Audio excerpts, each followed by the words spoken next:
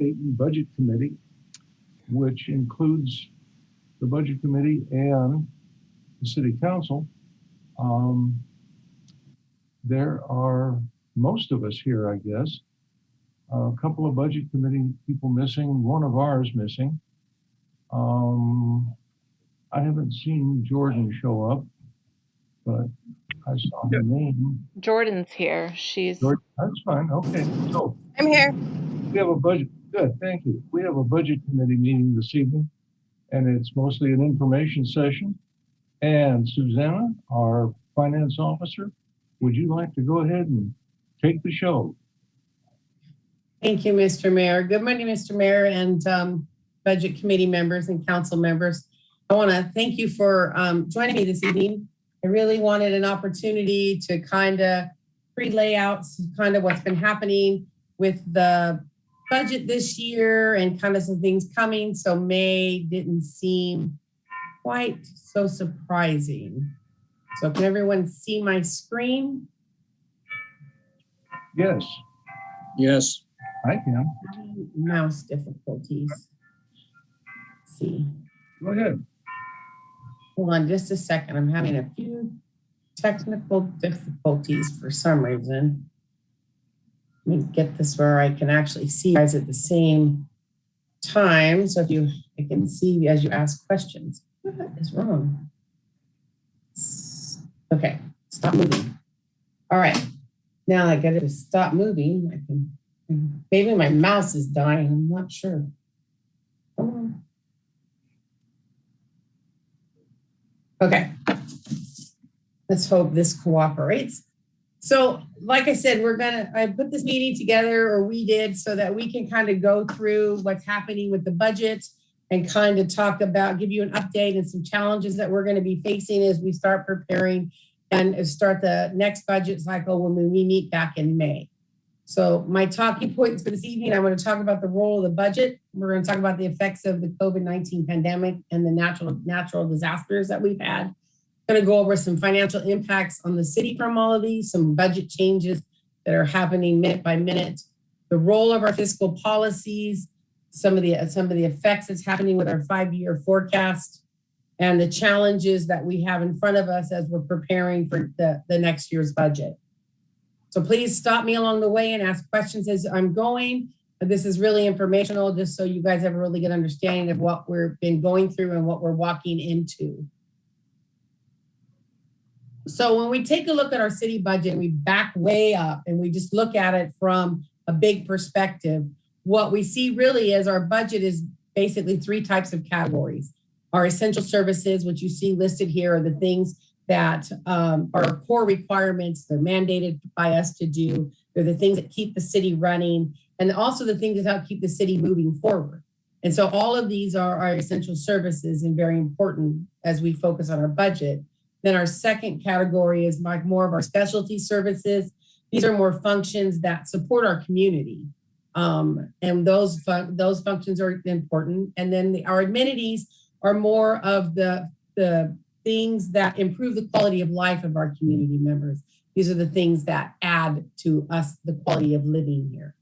So as we're walking through what's been happening and what's going on with our finances, just kind of this big picture in your mind as we move forward with looking at the budget.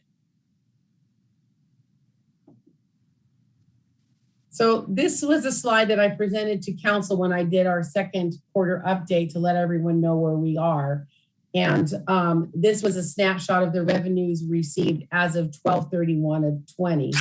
And you can see that charge for service and taxes are our biggest percentage of the revenue that comes into the city. That's important to understand when we're looking at economic effects and things that are happening in the community that affects the ability for people to pay their taxes as well as their charge for services, and why it's critical that we're always watching what's happening around us because of the majority of how we receive our funds. Because the 8% from intergovernmental and then the 9% being a combination of like franchise fees and interest rates and things like that, they don't wait enough for financial crisis. Ooh. Okay. Okay. So we've had some really big events take place this year that we didn't plan on, that they have cost us a lot. So I'm going to walk through each one, but all four of these have hit us this fiscal year. So starting with Norpak. So Norpak closed toward the end of last fiscal year and is completely gone now. And so what we see from the loss of Norpak being gone is with our utility service, on the average, we've lost about $350,000 in revenue for our utility funds. And of course, the majority of that is water because that was their heaviest weight in what they use for our utilities. The other piece that maybe we didn't think about is the loss in franchise fees. So we met with the people at Pacific Power to talk about why our revenues are so much lower this year. And a part of that is the fact that Norpak is no longer there and using the utilities that they were. So we've lost about a little over $100,000 in estimated revenues from our franchise fees for the loss of Norpak. Then we also had fires and ice storms, and those were an additional unexpected expenditures that we've had to pay out this fiscal year that we weren't prepared for or were expecting. And the wildfires are estimated about $27,000, and then the ice storm that we're still cleaning up is estimated around $75,000. And realistically, if you look at the opportunity cost for where staff's time was rerouted to take on these disasters, really the numbers are much higher than that. But those were huge impacts.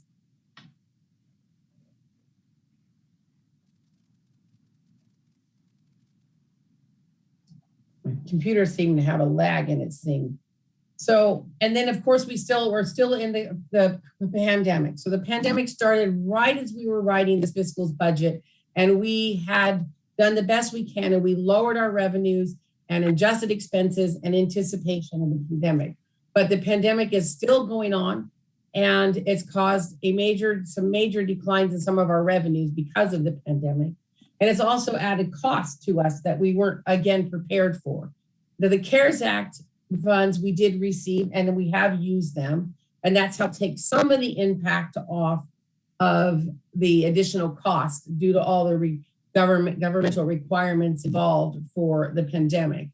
But we're still unsure of the full impact or how long the impact is going to do or how far the revenue is going to drop down, as long as how much longer these expenses are going to cost and take.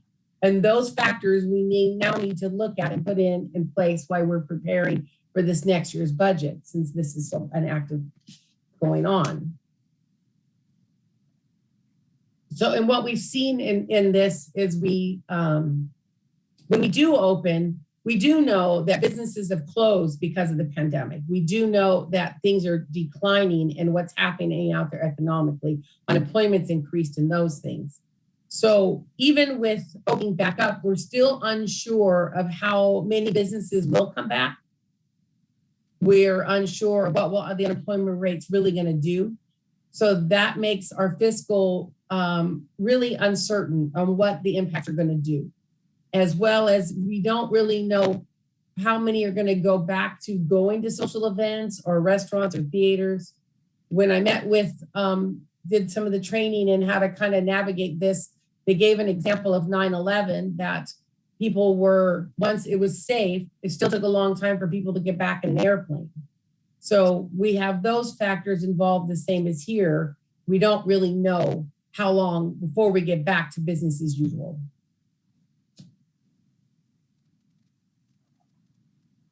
I'm not sure why my computer is glitching. This is another slide that I presented to the council for my quarter update to really talk about the loss of revenue. So I took a snapshot, and the next few slides are a snapshot of December 31st of last year of 19 compared to 20. And you can see that your property taxes or taxes in general are basically flatlining. We're charged for service, intergovernmental, and other funds are all declining. But you have to keep in mind too, that that's just not a declining in revenue. We're also losing growth.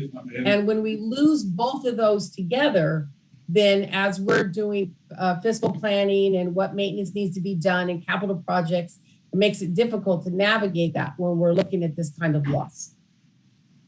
Somebody have a question? No.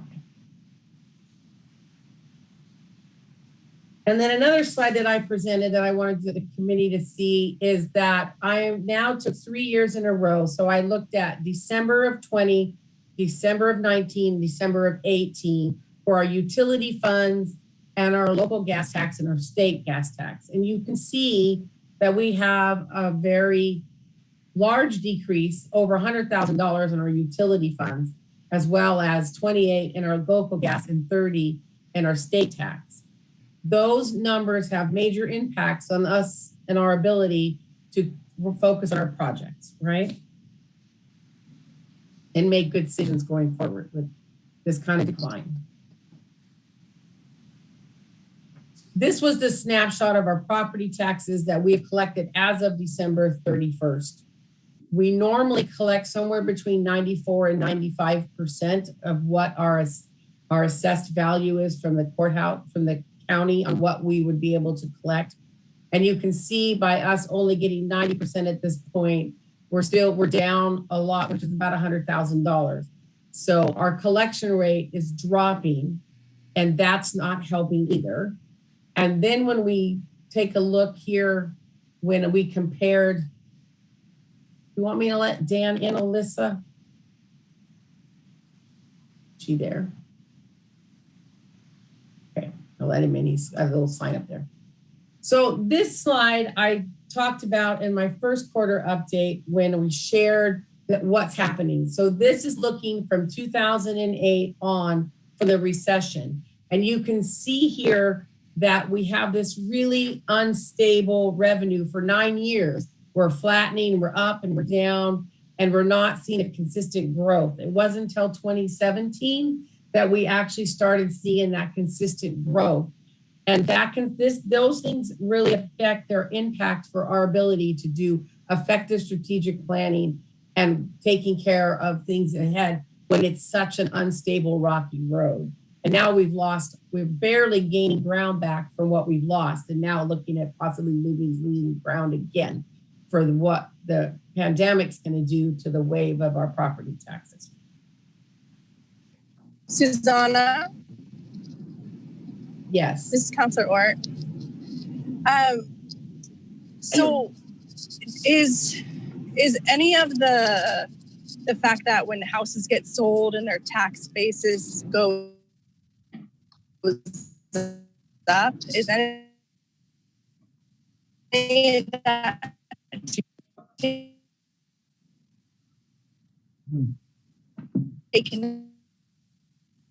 into account? I mean, when houses sell, the appraised value goes up. That's going. You broke up completely. I'm not exactly sure what you're asking. You're wanting about I'm sorry. I'll ask you in a few minutes. Okay. Sorry about that. No, it's okay. Anyone else have questions on this point so far? Okay. So what the city's doing at this point is we've actually started from the very beginning. Every month since the beginning of this fiscal year, we have met on a monthly basis to review revenues that's come in to date, project them out to what they're going to look like by year end, and then go and focus our expenditures according to that estimate, and shifting all of our stuff to our essential services, reprioritizing our expenditures, and really monitoring and adjusting as we go. And that's been really important because these changes in revenues, we don't want our expenses to outgo our revenues at this point because we don't know how long we have to sustain the decline in revenue. So we've also looked at lots of options for cost savings, and we've also left a lot of vacancies not filled to keep those expenses down. And this slide was another slide that I presented to council for that second quarter update. And this is a really good snapshot. We have spent 50% of the year, but our overall expenditures are only at 36%. And you can see that 52% is our salaries. That is actually pretty low for a city. So we have done really good to keep that low as well. And our capital projects low and our overall expenses. So this is kind of, where we're at, and as we continue to do those steps I just talked about, we keep pulling down and tightening what we're doing.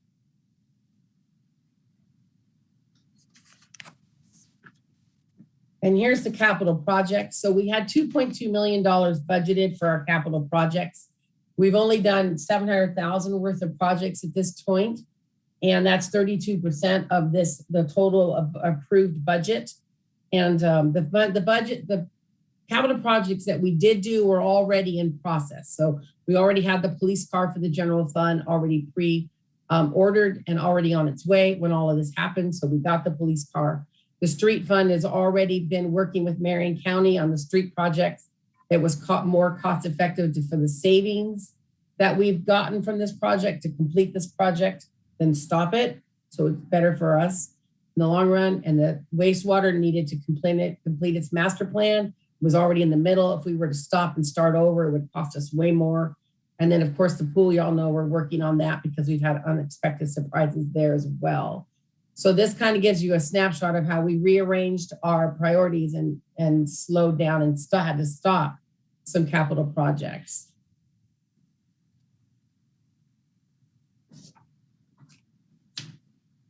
So, and here's a closer look at the general fund. So through our budget, our general fund is actually going to come in $37,000 under for the beginning fund balance than what we had put in our budget. And our Pacific Power is going to be down about $125,000 as our estimates of right now from compared to what we had budgeted. And of course, that 125 I talked about being the effects of Norpak, but also power outages and evacuations and COVID, as well as Northwest Gas is doing the same thing. That 50,000 decrease that we're projecting to end as is a result of the same list of things. And our courts, of course, COVID has affected that. And then our interest rates are way down. It was a little over 2%. Now it's 0.75. It was a big loss in revenue as well, and our interest rates. So all of that to budget, we're looking at an additional $329,000 decrease in our revenue coming in that we're projecting for this fiscal year, on top of the fact that we trimmed some of these down in anticipation of lost revenue. That's a lot more hit that we're looking at. Now, CARES Act helped, and $145,000 offset some of that loss, but we're still looking at a couple $100,000 loss that we're projecting to hit for the end of this fiscal year compared to what we actually had budgeted and planned for. So what the general fund is doing is we all got together, each one of our departments, and we took a look at our budgets and figured out other ways we can trim even more. So each one of these departments have gone in and said, okay, we can cut, the police is going to cut an extra 40 out, and planning 76, and community center. So all of these together, they're all saying, okay, we're going to work to make sure we spend even less than budgeted and to bring out another 200,000 in decreased expenditures to help offset that loss of revenue, to help us as we're going forward into the next fiscal year. So that's everyone's targeted goal, and they're going to focus on getting those cut even more. Any questions on this so far? Yes, Susanna. Yes, go ahead. This is Counselor Orr. Can you hear me better? Oh, yes. Okay, thank you. So my question earlier was, when you're doing those projections of property tax revenue and whatnot, are you or do you consider when houses sell right now that the appraised value and the tax assessed value, or the tax assessed value is going to go up because the houses were appraised higher when they sell, and therefore we will get more property taxes from those houses? And then also any of the new building that's going on, do we take any of that into account for property taxes?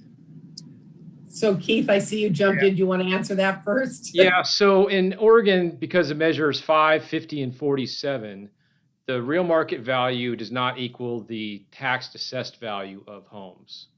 And so even when homes sell for a real market value, there's even limitations. In most states, what happens when your house sells, that resets your assessed values for tax purposes. But in Oregon, that doesn't always occur. The League of Oregon Cities has been working for basically the last at least 10 years trying to deal with the inequities that are caused by the current way that we assess homes.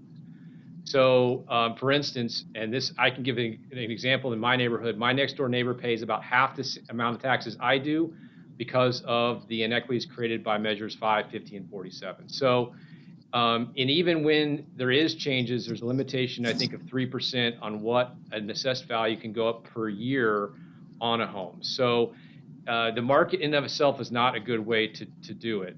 The other component you asked about is new homes coming in. Those will come in and add some to that, but that's right now, because of the number of homes being built, that's not an amount that's going to be significant based on the amount that we receive in taxes from those homes. Suzanne, anything else you want to add to that? And when we're looking at those long-term projections as well, we take some of that in effect, and we did take some of that into effect for the growth that the city will have. But this is really looking at what our collection rate. So even if our assessed value went up, it is 2.5, if the community is still unable to pay, then our collection rate is going to stay down. So that's the other piece to keep in mind with what Keith said and versus collection rate. Right, Keith? Yeah, I mean, okay. I think one of the things, and we ran the numbers not too long ago, the average assessed value, tax assessed value home and I'm going off the top of my head, but I'm pretty close, in Stayton is $178,000.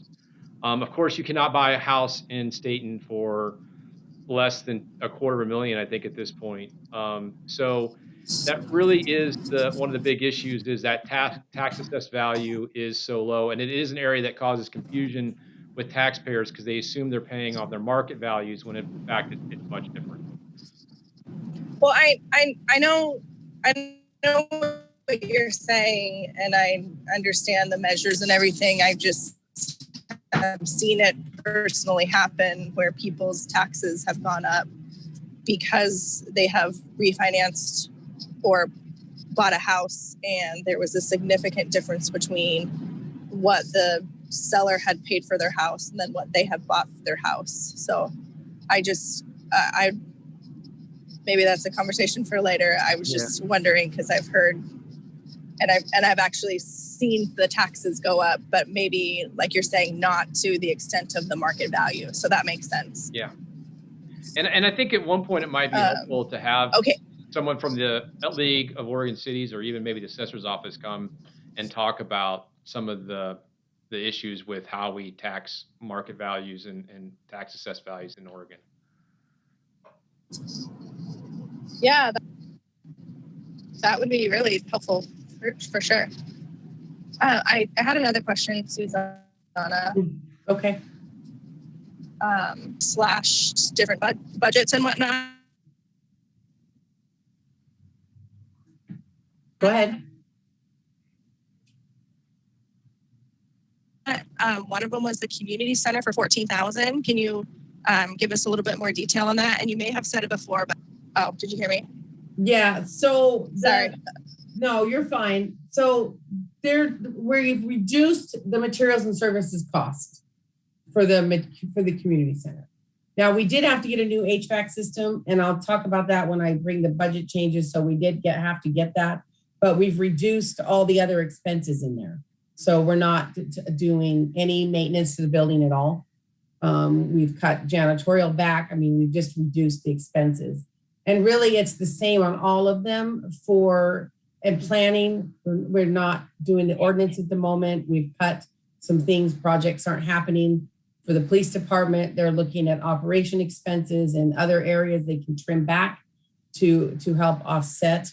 All of these are really going after their capital projects and their materials and services and reducing those down to get that $200,000. Like City Hall had a capital project to do some stuff to the building for $25,000. We're not going to do it. now. So that's kind of where all those expenses come.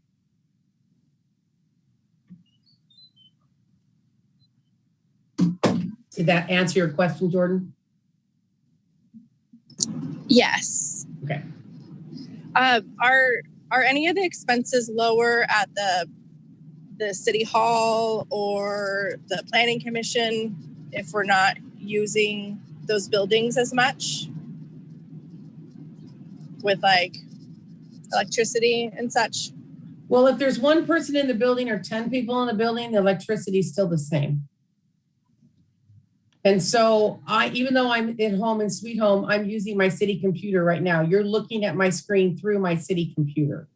So there's no change in our utility usages because my staff that's remoting in is still using all their computers. I print from here into the city. I did that today. I thought that was pretty awesome. And then of course we have Keith and Alyssa in the building. And so they're all still there. So, and even in planning and that stuff, people are still in the buildings doing the work. Okay, thank you. Did you need me to add anything you want to add there, Keith? I saw you pop on. No, I was just going to say that we still have people in the buildings. So we have 3 people in City Hall right now. We have 3 people in planning and public works. So those buildings are still being used and people are still in there operating. So it really doesn't change the impact on those. Yeah, and I have somebody at the courthouse all day long working from there as well. So we just look a little different, but we're still getting it. We're still there. Any other questions so far for the general fund part of this? Yeah, I have a question. This is Counselor Hook. Okay. I am curious if I know that we're getting ready, hopefully, to go back in person anyway, but is there a way to I don't think that the offices are open to the public right now, are they? No. No. Is there a way to consolidate down to one building so that we aren't using the electricity in all of the buildings just temporarily? Will that save any certain significant amount? I'll hop on. I think one of the things that we're still doing with the buildings is we still have to keep the distance between everybody. So when we talk about how we're doing separation, right now with the 3 people that are in City Hall, we all have our own space. Same thing that we're doing why someone's over at the courthouse right now. So part of that is just meeting the requirements that were in place in terms of distance and shared spaces that you have for those. So that's why we didn't consolidate down to one, so that everybody could still have space and still maintain the distance that was put in the guidelines from the CDC and the Oregon Health Authority. Thank you so much. That makes complete sense. And I appreciate you sharing that information so that it was a lot more clear. Sure. Thanks. And one of the positives of this is that we've done, well, stressful in some aspects, an immediate switch to electronic world. So we all live electronically now. So the amount of paper we're printing and actual sticky notes and supplies have decreased because my team is in 4 different locations. And I'm still working with Public Works and the library and everybody else in the police department. We're all in different locations.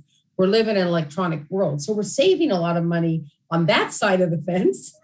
So that is a positive in this crazy nightmare we're in. Yeah, I hope my question didn't come off as critical or anything. I was just very curious. And I think that you guys are doing a great job. I can tell just by what you've presented to us that you guys are really working hard to cut costs. So it's very much appreciated. We're getting really good at thinking out of the box around here. We're getting really creative at really taking a look at every little thing that we're doing and going, can we adjust? What can we do? So it's completely fine. We're always open to hear more stuff. Don't worry. Go ahead, Keith. You said it exactly right. So no, that's good. So I was giving my thumbs up so I could get back off. Oh, well, you can stay on if you want. Any other questions from anyone?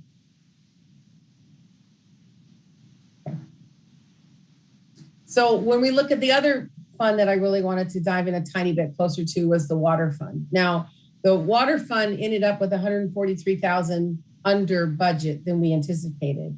And the majority of the reason that beginning fund balance came out lower than we originally budgeted and planned is we really weren't prepared for Norpak to slow down quite as well as they did.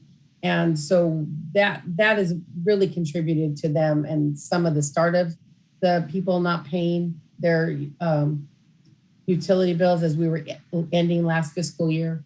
And then of course, some of our charge for services. Now we decreased the budgets on these. We flatlined basically our charge for service. So we're still going to come in a little under that as well. And then the interest rate change is also hurting us. So, and there wasn't a lot from the CARES Act fund. So we're still looking at about 170,000 in decreased revenue than what we had budgeted and anticipated for the water department. And so what we're doing with that one is the project for the fire hydrants and the new water line has been put on pause. And then we've looked at another additional 16,000. We're going to try to trim back out of our materials and services to kind of offset some of that loss. The water fund's got a lot of complications in there. So this is the best we can do to keep this tight so we can plan what we're going to do next.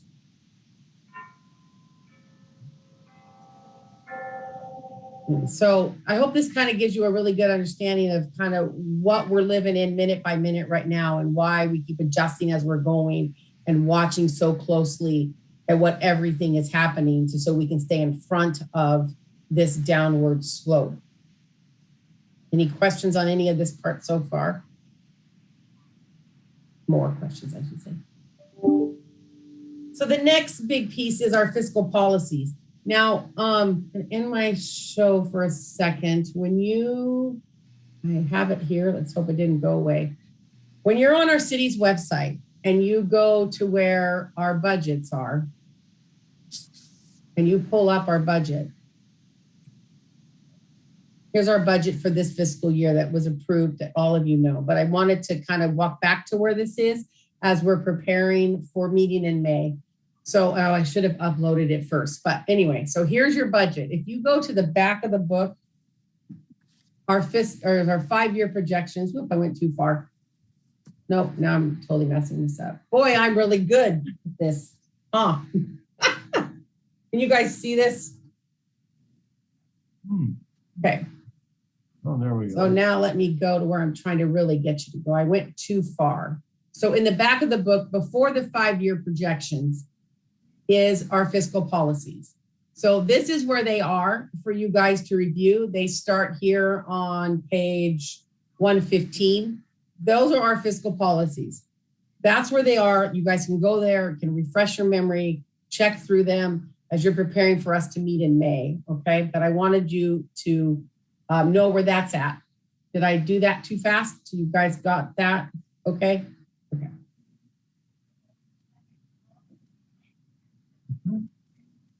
So our fiscal policies is a very important part, and they play a very strong role when we're living in the middle of disasters, which we are. We got more disasters this year than we needed, right?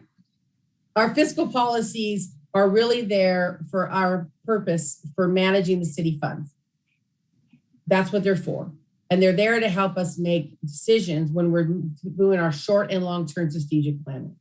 And we use those as a guide when we're making these plans, and as well as ensuring that we're in compliance for all legal issues. And that's where the audit comes in, all our internal control rules, government, Oregon budget law rules, all of those things are in there as well, so that we stay in compliance as a city.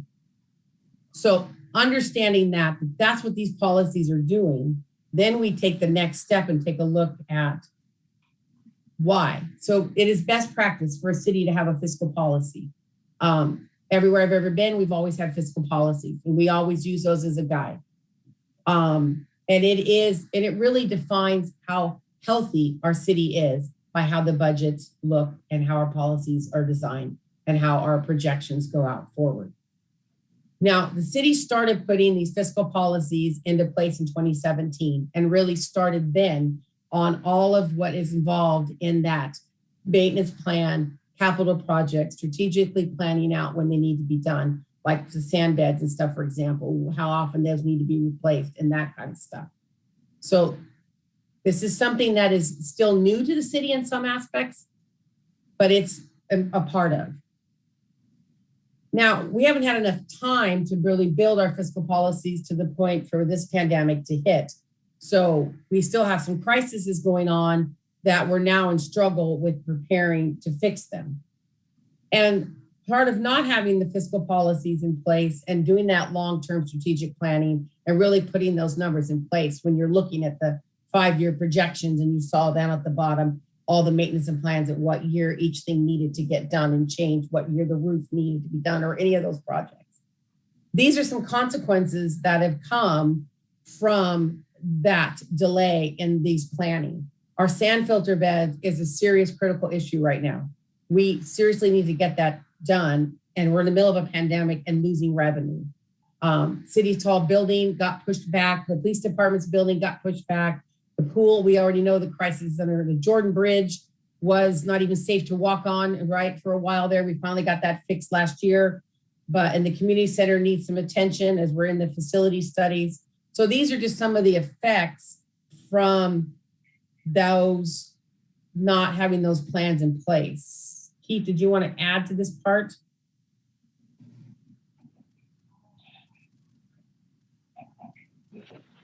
No, I don't know what else to add. This is just kind of why we want to do long-term planning, so we can be in front of these issues, so that we can have either funding or plans in place for life cycles or for dealing with the issues. And so these were just prominent things that have come up recently that are major capital improvements that are examples of why it's important to think long-term, think strategically, to have long-term plans in place, so that you can, as a city, have a better long-term vision and goals and objectives to make sure that your assets stay as assets and remain viable.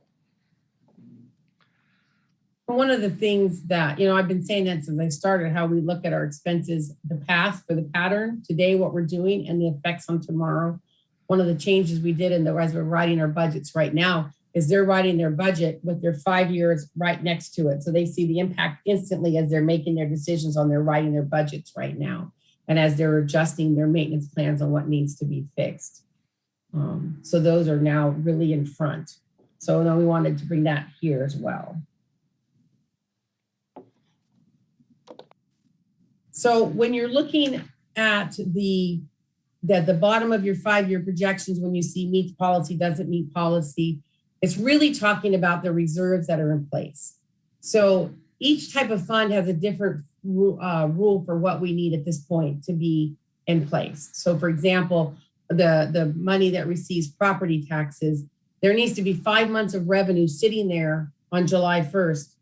That's going to cover the expenses that we have budgeted for those 5 months, so that we are not in a negative cash situation. We do not want to borrow money from July to November to cover operations until property tax starts coming in. And that's why that policy is there.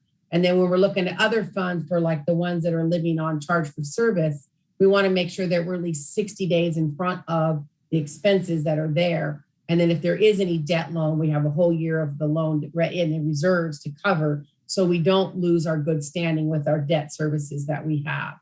And so those things are in place.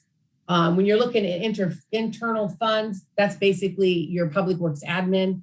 We need to make sure at least 30 days is there, because that one is a little different.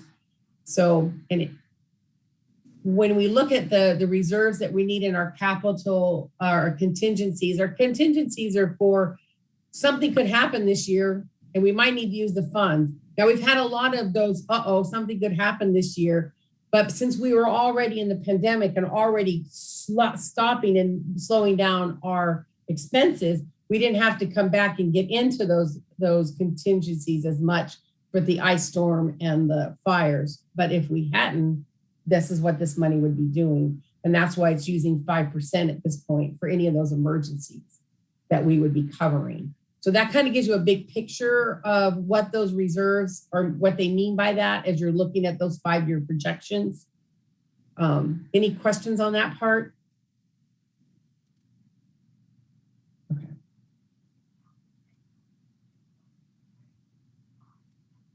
So going forward, we have some real concerns in our 5-year projections. And because of some of the critical issues that need to be done, that need to be repaired, for the things that we don't know that the pandemic's going to do or how far it's going to take it out. And we have funds at risk of not meeting fiscal policy. And by not meeting policy means we're not going to have enough cash to cover the operations. We begin to have real risks of being able to actually complete essential services. And if we really go into a negative fund balance. So these are some very serious concerns as we're preparing this, trying to keep this budget as small as possible and preparing to write the next one. So when you're looking at the 5-year projections, and it's in that bottom where we're talking about the colors, when we prepare or write a budget, we'd like to see all the first 3 years completely in fiscal policy and good. Doesn't always work that way, but we start to get really concerned if it doesn't meet policy by the 3rd year. We got some warnings going on. Now, if the third policy, so if once we only have 2 years, we need to really start looking at what's going on. That's a big yellow warning. But the 3rd year doesn't meet policy and doesn't meet policy by a little tiny amount of money, it may not be so bad. But if we are starting to look at bigger numbers, then we got some major concerns. And when the rest of the years are completely out of policy, we really need to make some serious decisions and figure out what we're going to do with that, because that's going to drive us into more trouble if we can't adjust. And when we're really unstable right now with what our revenues are really going to do, it becomes real critical when we're looking at this 5-year of how long we can sustain. And if anything has a negative revenue in it, if once beginning fund balances makes it to a negative turn, then we're really in crisis.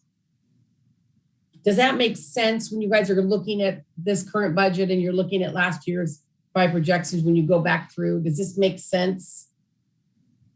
If it's supposed to make me maybe a little anxious, then yeah, it makes sense. Oh, I'm sorry, I didn't mean to make you anxious. I think it's supposed to do that though. What I wanted to do is I really wanted to help you when we're making these decisions and we talk about what the 5-year projections look at, and we look at where we're at. What else can we do? What are we doing? I mean, just so you really have a good feel for what's happening, right? Mm-hmm. And suggestions, changes, maybe that. I just really appreciate the way that you present this, Susanna. So thank you so much. It's extremely helpful. Good. Because I really want to empower you all, we do, the city as a whole, really want to empower you to understand what this means and really take ownership of this budget, because you guys are the decision makers. We put it together, we put a lot of work out and we give it to you, but we really want you to be a part of that, right? So that's why we wanted to do this today. Okay. Susanna, I see that Councilor Mullen has his hand up, so I just wanted to. Oh, sorry. Yep. Yes. Hey, Susanna, well, this might be a better question for Keith. So I guess just for my edification, just to kind of get my head around worst case scenario, like things are looking up, people are starting to get vaccinated, we might be turning a corner. And so I remain optimistic, but let's say things don't turn for the better. Let's say things, God forbid, continue to get worse. Where is the forum for that conversation about racking and stacking priorities, whether it's project priorities or even worst case scenarios? And I'm not even going to talk about worst case scenarios because we might not have to get to those, but would that be a city council forum? Would that be this forum? Would that be some other forum? I'll answer that. I think the answer is yes to all of those. I mean, I think if we start getting worse, it's going to have to be a conversation probably with the council and the budget committee, and ultimately through the budget committee, maybe, adoption of either a modified or a new budget, of really starting to say, what are the core values that we have, kind of a model that's out there is known as priority-based budgeting. It might just be something like that, where we really just lay out in terms of exactly where the values are. So when you start getting into those really difficult situations where, you as the decision makers, policymakers, being both the council and the budget committee, you would really need to lay out what are the core functions that we have. And we've kind of tried to lay a little bit of that out ourselves, but if we start even getting into deeper cuts, Chris, in those worst case scenarios, and it's going to be really even amongst those core services, looking at what your priorities are, where we want to kind of draw lines in terms of priorities. So yes, I think the answer is, and part of why Suzanne is doing this tonight is to give you guys the information you need so that if more tough decisions are in the works, that you can start to have a framework of how you want to do it. It's easy when the things are going well and you can start doing the fun projects, right? This is where it gets a little more challenging when you're starting to prioritize services. Thank you. Okay. Suzanne, anything you want to add to that? No, that was perfect. So have fun with the big budget book from the last year and looking through it and looking over those 5 years really well as we see how it's completely changed now. This was the slide I presented at the second quarter update as well, of kind of giving a projection of right now at this snapshot in time as of December, looking at how we've been going through the budget month by month and doing these projections and looking at what may happen to revenues going forward. We can see that the general fund and water and street, that these guys are not going, this first column here is they're not going to meet policy, this column, right? So that means, oops, I'm going to do that. So that's telling me that next year, general fund right now doesn't meet policy, right? And the water, 2 years out. So all of these funds that are listed in here are all looking at 1 to 2 years out, but we're just not meeting policy. So we've got some big decisions to make to bring that closer to 3 years out at this point. And then where the negative cash comes in right now is sitting at these 25 and 24, where those are projected at negative revenues. There's some of our major challenges right now for as we're trying to prepare this budget and what we need to do with it. And the wastewater and the stormwater is just freezing projects. Questions on this? Susanna, one from me. Yes. If you were to just pick one of those funds not meeting policy in, oh God, I don't know, 23. What's the worst one? What's the real critical one? Or is there one? Any worse? Well, you would start that question for which one of these funds are affecting essential services. That would be the first question. And where the negatives are coming in that are going to impact those things, number one. Then the capital projects that are on our hot list that need to be accomplished would be the second question you would ask as you're looking at these funds for deciding which ones were critical. Okay. And Keith? Good point. Good point. I agree with what you said. Okay. So it almost would be a race right now because of the water funds having sand beds are a major issue right now, and $650,000 worth of money we need to find, right? So I'm not sure, they're kind of running a race with each other. Can I say a few things there? Yes. As far as streets and water go, it's not even close. The water fund is a major issue, Mr. Mayor. Okay. We can handle the streets, just kicking projects around, but the water fund, with that can was kicked down the road 10 years ago, and we're faced with those ramifications today. When those improvements were done, I think it was 2009, our financial advisor suggested to raise rates at that point in time, 5% a year for the next 10 years. The city council at that time chose not to.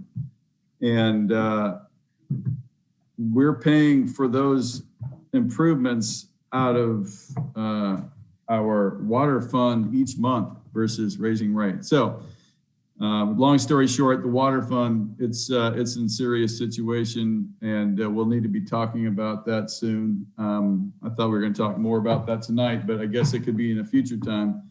The street department, While it shows this, that's a matter of moving funds around as far as I'm concerned, but the water fund is in dire straits. Okay. Lance, take off on that. We've got 2 more of those filter beds to update. Is that correct? Yeah, and we have 2 filter beds, but there's maintenance that needs to take place that has not taken place for the last 5 years because we don't have the money to do it. Okay. We don't have the money to even put new water lines in the streets that need it. Thank you. Anyway, there you go. I have a question. Go ahead. This is Counselor Hook. I am curious if there's a reason why we couldn't talk more about what Lance was just discussing. Totally can. Because one of the things I always have a hard time with during the budget committee meetings when we're in full force is it doesn't ever feel like there's enough time to really chew on some of the information. And so I love what we're getting right now, but if there's more that we should probably know about prior to and really take into consideration as we're combing through, the proposed budget and everything that you've said this evening, I would love to know it now versus later. So Lance, can you come back? If everyone else agrees, I'm just one person on a budget committee. So Councilor Hook, I very much appreciate that question. I think it's very important that we talk about this issue. I'm working on a list of priorities right now for the water plant and the collection system, and we'll probably have that list done by the end of the week or the first part of next week. I'd be more than happy to bring it to City Council and we can talk about that because it does need to be talked about, and it needs to be talked about before we go into the budget committee. Because I am not exaggerating at all. We are really hurting down there, and we've got some severe problems that have been just looked the other way for the last 7 to 10 years. And we just can't do it any longer. We just have to get something done, and some tough choices and decisions need to be made. And that's where the City Council comes in. But I can bring those in the next week or so, week and a half. And I can have just an informational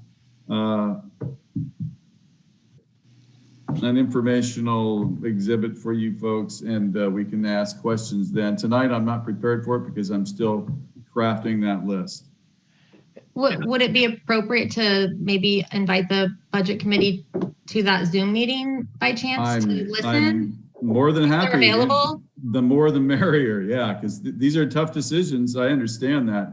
But again, these are decisions that need to be made. They should have been made 10 years ago, and they weren't. So that's why you guys get paid the big bucks to make those decisions. But, you're representing the city, and me, if I was a citizen and resident, I would want my water.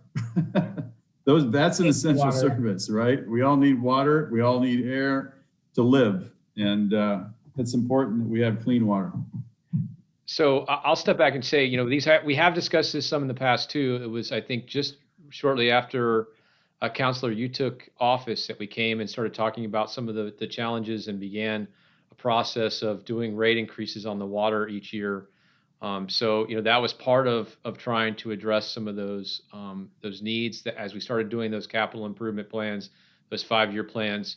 When we first started that project, we missed those beds. That's the reason why those came as a surprise, even as we started talking about some of the other improvements. So this is something we have talked about. And shortly after you joined the council, one of your first big decisions was to approve.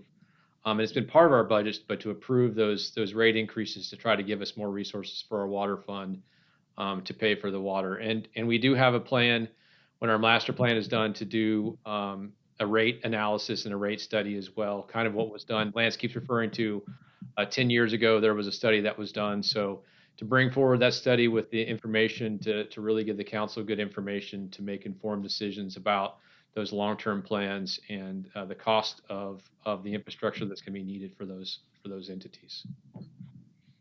Yeah, thank you. I remember us doing all that, and it seems like this council has definitely had to make a lot of tough decisions from a lot of things that were kicked down the road for a long time. And I'm happy to have the colleagues that I have and to work with the city staff with you guys on this, because I think now's the time, right? Yeah. Trust me, I really don't like bringing it before you, but it really it needs to be addressed. That's what I'll leave it at. Thank you. Councillor Mullen, you had your hand up a few minutes ago. You still have a question?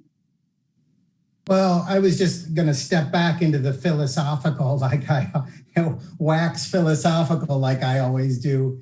Just, project management 101, when you're talking about budget or resource constraints, the motto is this: if we're going to change or pivot, what are we taking off the plate?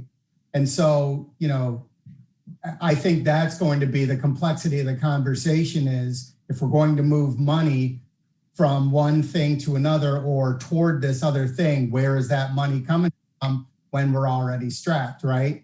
So that's what we all, I think, prior to sitting down for that, I think we all need to be thinking about, as Keith pointed out, what's important to us, what our values are, and what we as individuals think the priorities of the city are. Exactly. And that's why that very first slide had broken out how to kind of look at those things. I mean, I can go back to that slide if that helps you to see the categories of essential services and those things forward.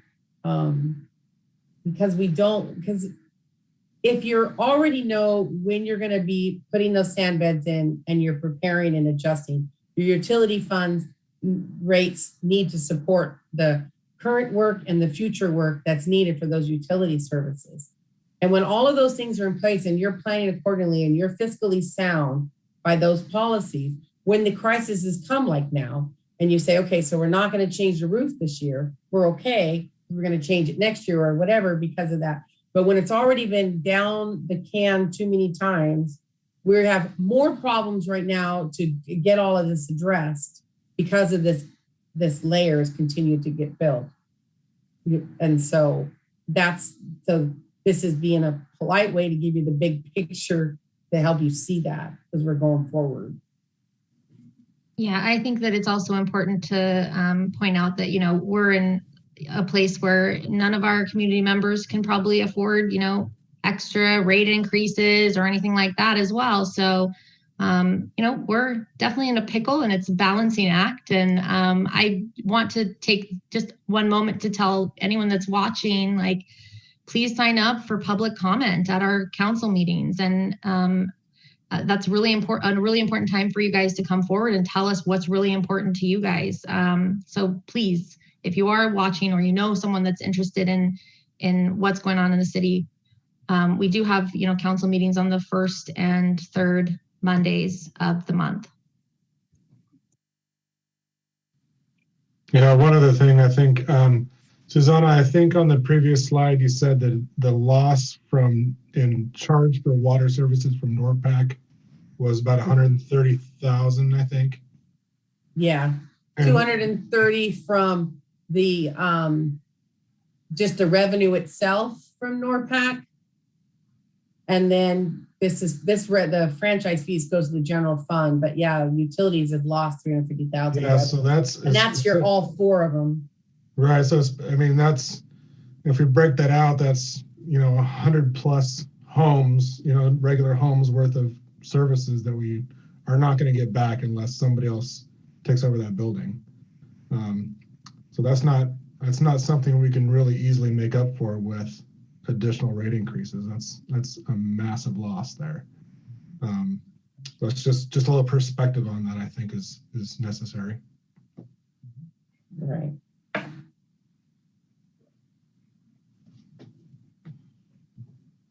Any other questions or thoughts or? Yes, I was trying to do the whole hand raise thing because I realized I should probably be doing that to begin with. Councillor Hook here. I wanted a clarification on what Councillor McDonald was saying, and I think Keith probably has the answer to this. It's my understanding that building really isn't in a shape that it can be taken over by anyone without severe upgrades to it. Is that correct?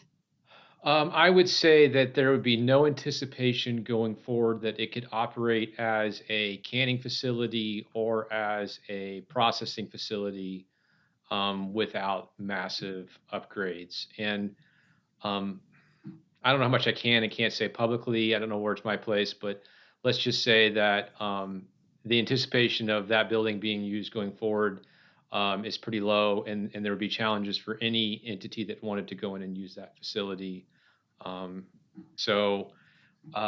Yeah, I think that's a fair way of saying we shouldn't anticipate or hope that there will be some replacement for Norpak coming in that facility. Thank you, Keith. That was really what I was hoping to kind of put out there for anyone that's watching and the people in the budget committee. It's not just we just need to get somebody in there. It's not quite that simple. Right.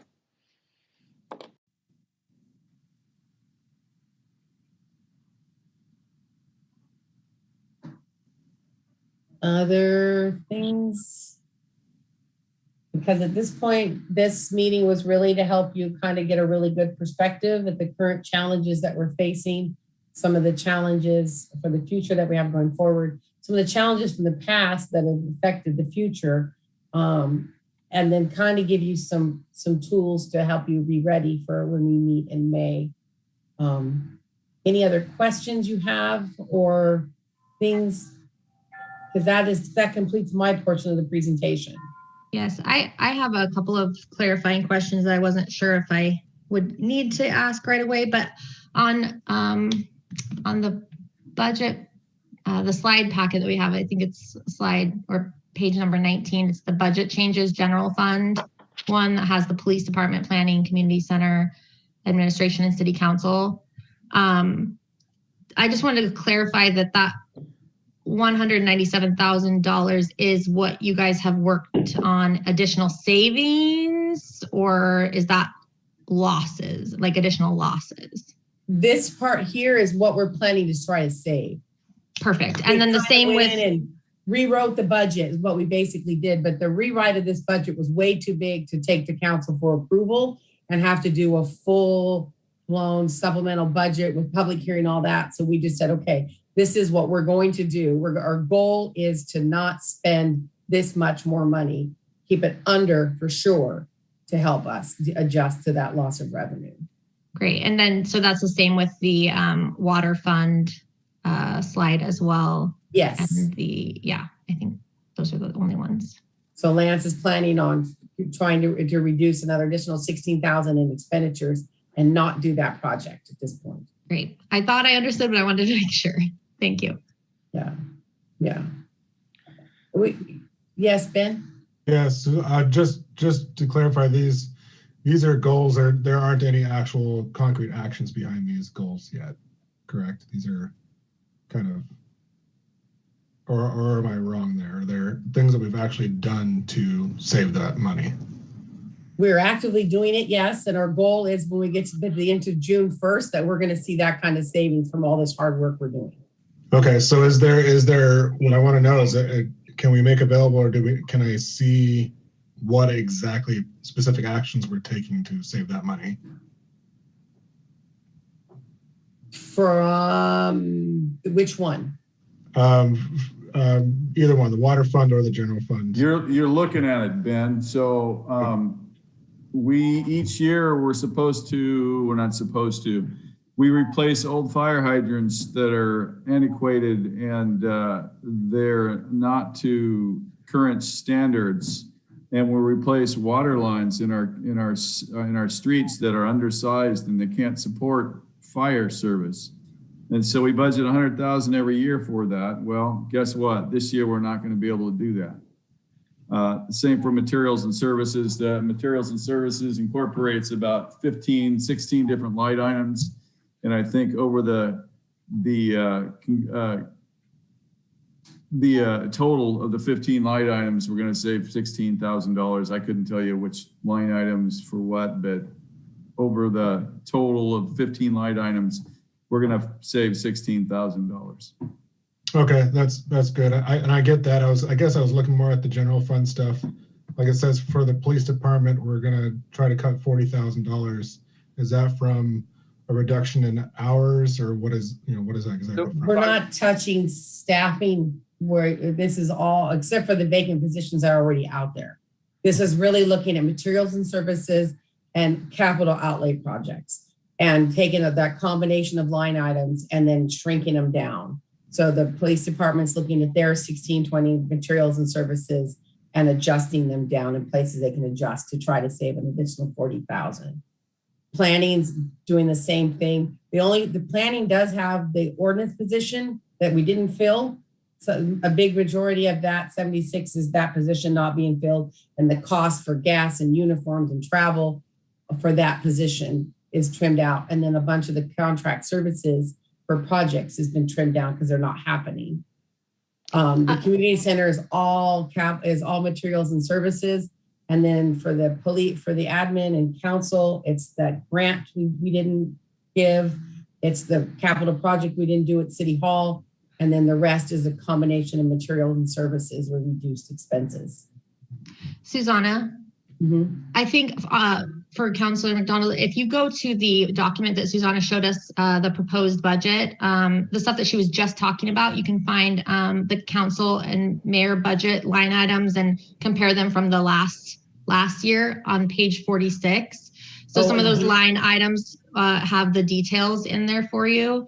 It's the one that's on the budget website that she navigated to, not in the slides that we have here. Okay. In this one, in what page? Well, page 46. I would say, let me step away from that. I would say, Councilor McDonald, what I would say is what you're seeing in those reduced amounts are where we have lowered the budget from what was approved to kind of a new budgetary numbers for all of these folks.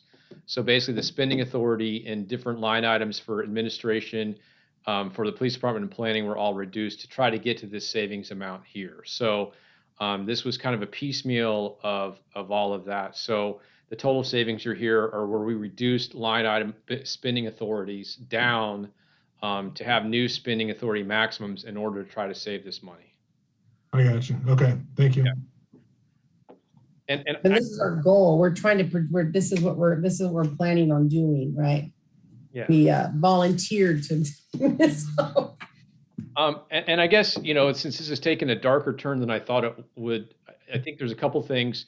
This is why the levies are important. If you look at some of the items that are in one of those last slides that are some of the more, critical needs, if the levies are able to pass, that relieves some, some issues from the Parks Department, that relieves issues from the Library Department.